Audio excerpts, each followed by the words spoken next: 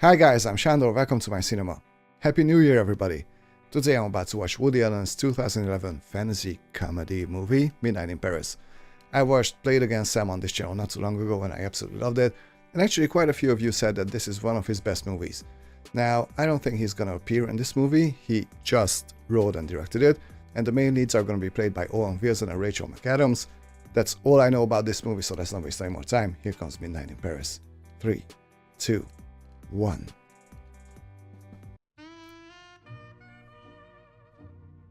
Oh, nice. Beautiful, beautiful color grading. Yeah. This is gorgeous. I've been to Paris twice actually. Moulin Rouge. Yeah, I saw the building too. This could be a tourism advert for Paris. This opening scene. Interesting, the movie already creates a mood just by, showing us Paris. Just, life emotion. Imagine this town in the 20s, Paris in the 20s, in the rain, the artists and writers. Why does every city have to be in the rain? What's wonderful about getting wet? I mean, could you ever picture us maybe moving here after we're married? Oh, God, no. I could never live out of the United States. I mean, look, this is where Monet lived and painted. We're 30 minutes from town. Imagine the two of us gorgeous or settling what? here. We could do it. I mean, if my book turns out, I think you've almost got to be like a demented lunatic. But it's like, no, but it doesn't mean we don't respect each other's views. Am I right? Well, what are you doing tomorrow? We're driving to Versailles. Versailles. Oh, I'm dying to see Versailles. Yeah. But it's tomorrow we're locked into a lunch at Brasserie Leap, like a million years ago, and apparently Joyce was eating sauerkraut and frankfurters. That's the end of the story. Well, yeah, it's not a story, it's like a detail. No, we would love to go to Versailles. Oh, good. Yes. Okay, yeah, I can absolutely tell that this was written by Woody Allen, The lines are just so Woody Allen-esque. It's really hard to describe, but yeah, there's this really peculiar humor to them. I had such a crush on him in college, and Carol's very bright. He's a pseudo-intellectual. I'm having trouble because I'm a Hollywood hack who never gave actual literature a real shot until now. I mean, the studios adore you, you're in demand. Do you really want to give it all up just to struggle? Why would you want to do that? Well, because apparently he has the heart of an artist. And if you're an artist and you're not true to yourself, then you're going to be miserable. In Old French, the word Versailles means something like terrain where the weeds have been pulled. Is that right? Yeah. The problem is that he's not actually sure he can write a novel. Really? Well, I mean, honey, so far your track records, and, well, everyone loves your movies, so. Well, scripts are easier, so. Why don't you tell them about the lead character that you're working on right now? Yes. Well, I don't like to discuss my work. Well, don't you don't have to tell them the whole plot. It'd be fun. Just the character. Okay, he works in a nostalgia shop. What's a nostalgia shop? Oh, not one of those stores where they sell Shirley Temple dolls and old radios. Oh, yeah. I never know who buys that stuff. Who'd want it? Paris in the 20s, in the rain. Wouldn't have When the been rain bad. was It must have been acid awesome. rain, sorry. Oh, I Come on. see. And no global warming, no TV, and suicide bombing, and nuclear weapons, drug cartels. Usual menu of cliched horror stories. Right. Yeah, the erroneous notion that a different time period is better than the one one's living in. It's a flaw in the romantic imagination of those people who find it difficult to cope with the present. He kind of has a point, but I don't know. It seems like Owen Wilson's character is kind of an outsider in this group. Yes, Rose was the wife. No, he was never married to Rose.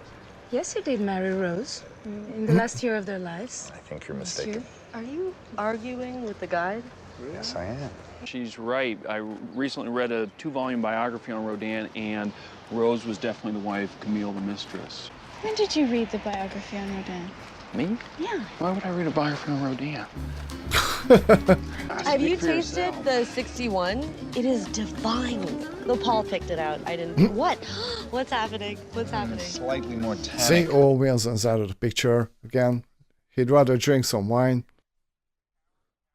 Interesting. I don't know if it's intentional or not, but I don't really feel like, Rachel McAdams and Owen Wilson, I mean, their characters are really in love. I definitely sense some troubles, Obviously, there are misunderstandings. We'll see how it goes. It's okay with you. I think I just want to take a little walk, go to bed, and then we'll do it another night. Okay, all right. Well, I can go, though, right? Okay, but you should take a cab. No, I'm not taking a cab. I'm walking. No, you get lost. Okay, I'm going to walk. I'd be glad to look over his novel and critique it for him. That would be great. Yeah. See, but the problem is, when it comes to his writing, he has absolutely no respect for anybody else's opinion. Really? Well, I mean, kind of makes sense. The music is just excellent. All the way through. Incredible choices of music.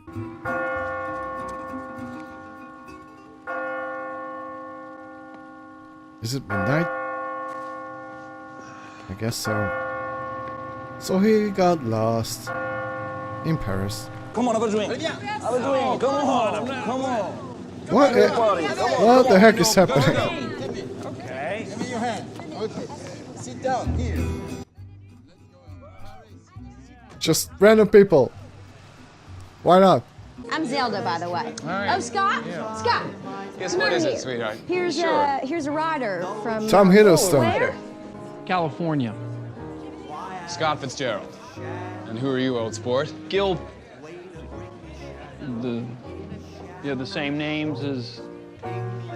As what? You have a glazed look in your eye. Stunned, stupefied, anesthetized, lobotomized.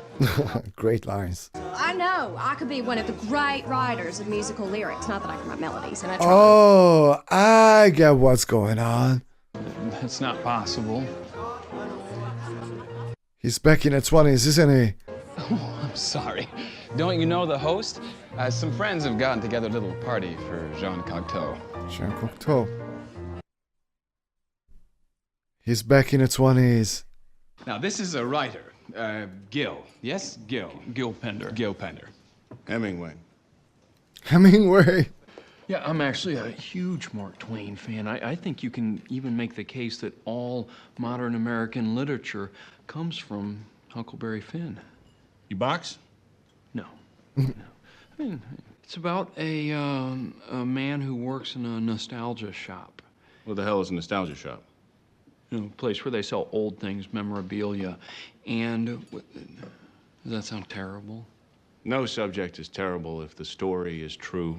Nice. The prose is clean and honest, and if it affirms courage and grace under pressure. Nice. I like that a lot. My opinion is I hate it. I mean, you haven't even read it. If it's bad, I'll hate it because I hate bad writing. If it's good, I'll be envious and hate it all the more. You don't want the opinion of another writer. Yeah. You're too self-effacing. It's not manly. If you're a writer, declare yourself the best writer. But you're not as long as I'm around, unless you want to put the gloves on and settle it. No, I don't. I like this. I'm not going to read your novel, but I'll tell you what I'll do. Yes? I'll bring it to Gertrude Stein's. She's the only one I trust with my writing. You'll show my novel to Gertrude Stein? Give it to me. Good thing you didn't go last night. You'd have hated the music and the crowd. But I had fun.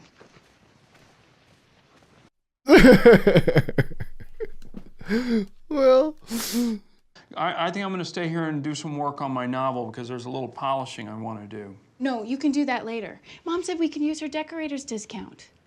Get up. yeah, there's definitely a mismatch between these two. It's like, I don't feel like they're, compatible with each other.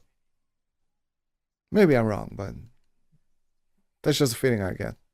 Oh, okay. You guys want to walk back? Walk? No.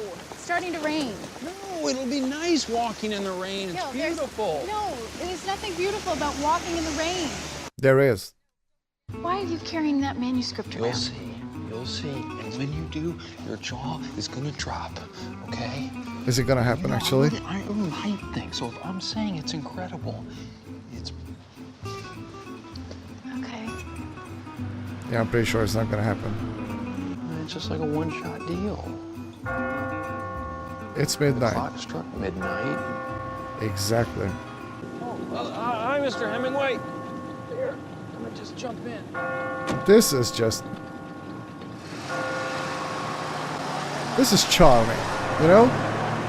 And when you make love to her, you feel true and beautiful passion, and you, for at least that moment, lose your fear of death. No, that doesn't happen. I believe that love that is true and real creates a respite from death. All cowardice comes from not loving or not loving well, which is the same thing. And when the man who is brave and true looks death squarely in the face, like some rhino hunters I know, or Belmonte, who's truly brave, it is because they love with sufficient passion to push death out of their minds until it returns, as it does to all men. And then you must make really good love again. That's just incredible. Think about it. Wow. Not a surprise, but this is very, very well written. I mean, that was an incredible mini monologue, you know? Wow. I'm very impressed. You can help decide which of us is right and which of us is wrong. I was just telling Pablo that this portrait doesn't capture Adriana. Pablo! I mean, what is your first impression of Adriana? Oh, Marion Cotillard. Out of the Past was the name of the store, and its products consisted of memories. What was prosaic and even vulgar to one generation had been transmuted by the mere passing of years to a status at once magical and also camp. I'm already hooked. Hooked. For me, La Belle Époque Paris would have been perfect. Really? Yes. Better than now? You know, the whole sensibility, the street lamps, the kiosks, the horse and carriages, and Maxim's then. How long have you been dating Picasso? My God, did I just say that? I moved here to study fashion. But you don't want to hear this. No, yes, I do. Yes, continue. You moved here to study fashion. I came here to study with Coco Chanel, and I fell in love with Paris. Sure. Coco Chanel, of course. And I knew Amedeo had another woman, but still I couldn't resist moving into his apartment when he asked. And it was a beautiful 6 months. Modigliani? You lived with Modigliani? With Pablo. I mean, he's married. But every day it's on again, off again. I don't know how any woman can stay with him. It's so difficult. My God, you take art groupie to a whole new level. Art groupie. Actually, I'm just here visiting. Oh, you must stay here. Really? Yeah. It's a wonderful city for writers, artists. I know, I would like to, but it's not that easy. Bender? Yeah, let's go up to Montmartre. Let's get a drink, huh? Okay, yeah. I'll discuss your book with you as soon as I finish it. Where can I reach you? Why don't I drop back by rather than you having to find me, if that's all right? We run an open house. Okay, so this movie just shows, you know, Woody Allen's love for arts. Like, I'm not surprised, you know. Blade Against Sam was like, for me at least, it was a little love letter to cinema. This movie is like a love letter to arts, you know? Which is fantastic. I mean, this is great. Yes, very beautiful. Oh, you're American. Yeah. Léa Seydoux? Yes. Yeah, we're meeting Paul and Carol at the museum for the private showing. Okay, yeah. Yeah.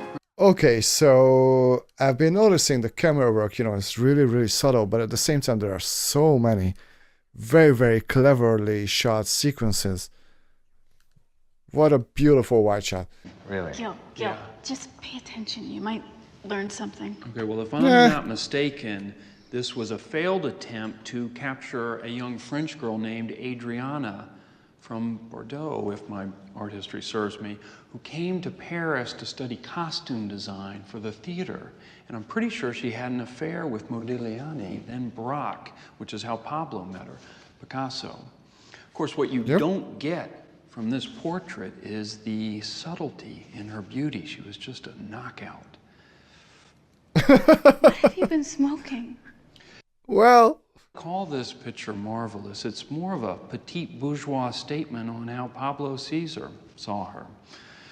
He's distracted by the fact that she was an absolute volcano in the sack. There. Mic drop. Nevertheless, I don't think your idea of having him followed is very practical. What? He's being followed? Only the Fitzgerald can do that. Only I want to show you something. Come with me. Okay. This movie just warms my heart. You know? Literally. It's not the greatest movie I've ever seen, but there's just a certain charm to it. I don't think I've ever seen anything quite like this. Which makes it a really, really entertaining watch, you know? And when you think that in, the cold, violent, meaningless universe that Paris exists, these lights, I mean, come on, there's nothing happening on Jupiter or Neptune, but from way out in space, you can see these lights, the cafes, people drinking and singing. I mean, for all we know, Paris is the hottest spot in the universe. Yeah. You know, in a way, this movie is kind of a celebration of life itself.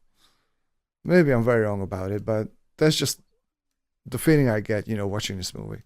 This is a celebration of life and beauty and art and romanticism, and all that great stuff that makes life worthwhile, I guess. Which isn't to say that we agree on everything, but... But the important things. Yeah, or, actually, maybe the small things. Sometimes there's a little bit of a disconnect with the big things. Right. She wants to live in Malibu and wants me to work in Hollywood. And, but I will say that we both like Indian food. Not all Indian food, but the pita bread. Yeah, they don't really have anything in common. We met earlier tonight at the party. Dali, see? Yes. Whoa, Salvador Dali. Yes, and in your tear, another face. The Christ face. Yes, and the rhinoceros. Yeah, sounds like Dali. It's, Senor Buñuel. Buñuel. They made The Andalusian Dog together. Has any of you guys have seen The Andalusian Dog? That's a really interesting short movie. I see a photograph. I see a film.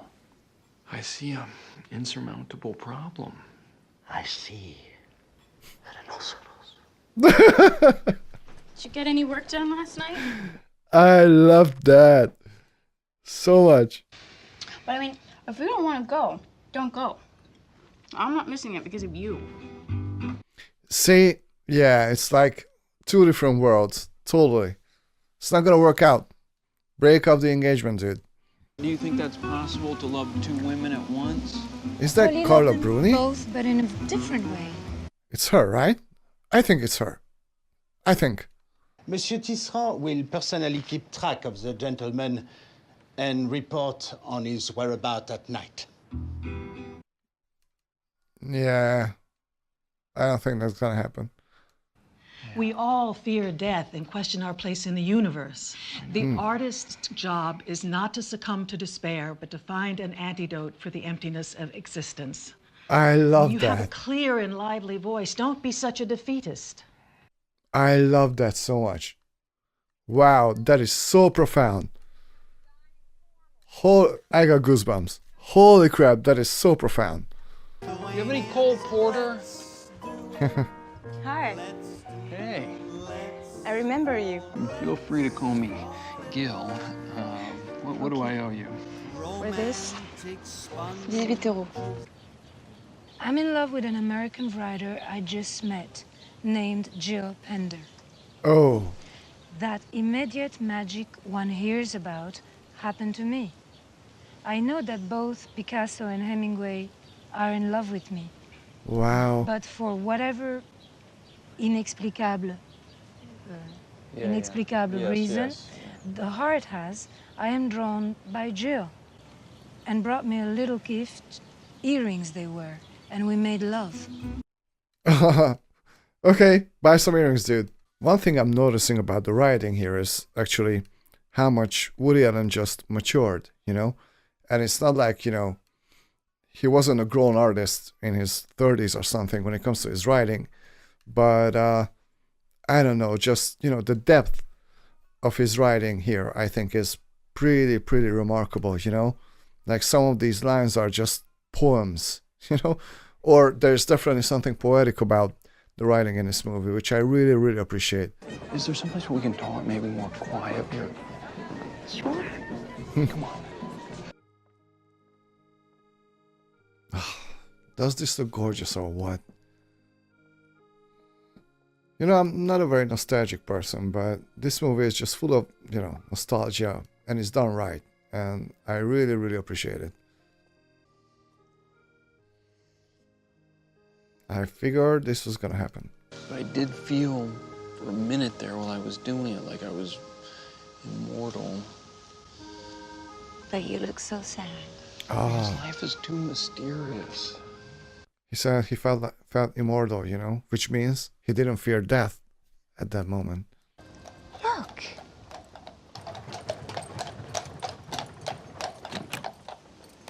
Monsieur, mademoiselle, on y va. Permettez-moi de vous présenter Monsieur Gauguin et Monsieur Degas. Bonsoir. Bonsoir, enchanté. Man. Paul Gauguin. Paul Gauguin. Yeah, I mean, yeah. This movie is just a love letter for arts, you know, writing and just painting and everything else. Better to have lived during La Renaissance. See, and it's so interesting because the people, you know, who are living in the 20s also have a nostalgia for, you know, an earlier time. What about the 20s and the Charleston and the Fitzgeralds and the Hemingways? I mean, I love those guys. Well, it's the present. It's stole. Oh, so they went back even further. Okay. I dropped in on you the same way we're dropping in on the 1890s. Okay, yeah. You did? I was trying to escape my present the same way you're trying to escape yours, to a golden age. Interesting. Telling you the golden age is La Belle Époque. I mean, and look at these guys. I mean, to them, their golden age was the Renaissance. You know, they'd rather, you know, they'd trade Belle Époque to be painting alongside Titian and Michelangelo. And those guys probably imagine life was a lot better when Kubla Khan was around. Do you see? Yeah. I'm having an insight now. It's a minor one, but it explains the anxiety, my dream that I had. And if you stay here, though, and this becomes your present, then pretty soon you'll start imagining another time was really your... you know, was really the golden time. Yeah, that's, you know, what the present is. It's a little unsatisfying because life's a little unsatisfying. Yes. This way, I think, is you know, crazy. It doesn't really work. If I ever want to, you know, write something worthwhile, I have to, you know, get rid of my illusions, and that I'd be happier in the past is, you know, probably one of them. Hemingway read the chapters too, and he thinks it's going to be a fine book, but he did have one plot suggestion. What was his suggestion? Well, he doesn't quite believe that the protagonist doesn't see that his fiancée is having an affair right before his eyes. Oh. The other character, the pedantic one. Wow. Yeah, pretty much. You're crazy. Paul and I? Where did you get such an insane notion? Where? From Ernest Hemingway. Jesus I know. Christ, I'm dealing with a madman here. Okay, yes, I did. I was with Paul for a few nights because he's romantic and he speaks French and you were always working and maybe it's the mystique of this corny city, but get over it, Gil. You just put this in perspective when we get home. I'm not. I'm not going back. Good. It's obvious we're not. I don't think we're right for each other. Thank you. You ready to go swimming? Hi. We're breaking up. What? You have this part missing. Yeah, I said that first. Okay. Anyone whose protagonist makes a living, selling old cat pistols and Joan Crawford cutout books. Honestly. Listen, I'm not trying to be a martyr, but I think you'll be better off without me. I really do. Well, we would. Yeah, say hi to Trotsky. Jerks. The detective agency says the detective is missing. Whoa, that is so funny. Ah! Je suis perdu. J'ai dû tourner au mauvais endroit. Good to see you. Well, Ah. what are you doing here? Léa Seydoux. I'm returning from dinner with friends. Oh, okay. I live here. Oh, yeah. And you? What are you doing here? I was just out for a walk.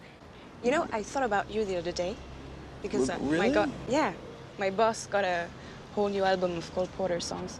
Can I walk with you, or I'll buy you a cup of coffee, or Just okay, walk now in the it's rain? rain. No, but that's okay. I don't mind getting wet. I heard that before somewhere. If you're watching this video, you know. Nice. Well, guys, this was Midnight in Paris. Well, this was charming. This is not the best movie I've ever seen, and I have to say that I enjoyed Played Against Sam much more than this overall, but at the same time, I don't think I've ever seen anything like this before. This was such a joy to watch, I mean, the cinematography, the color grading is just absolutely gorgeous. This movie is surely one of the most beautiful looking movies I've ever seen, and like I mentioned during my watching of this film, I think Woody Allen's writing has matured so much, and there were some really, really deep and thoughtful lines in this movie which were very, very profound, I think. And just over, I love the fact that this was a love letter to arts, but also there was an interesting aspect of this movie where, a lot of times when we live our lives, we think of the past as something much more glorious than, the people who were living there were thinking about it. Life was never easy, and yeah, I think, sometimes the present is really, really hard and tough, but it doesn't mean that, people who were living like 100 years ago weren't experiencing the same things. Maybe we think that, life back then was better or easier, but actually it wasn't. Life has never been easy. So I think that's a pretty profound thing, once again, that the movie is saying. So yeah, I really enjoyed Owen Wilson's acting, actually. I could tell that, this whole movie is directed by Woody Allen. I mean, just the way people were delivering the lines and whatever, and obviously his writing. Yeah, what a beautiful, romantic, dreamy, charming, heartwarming movie this is. This was a joy to watch, guys.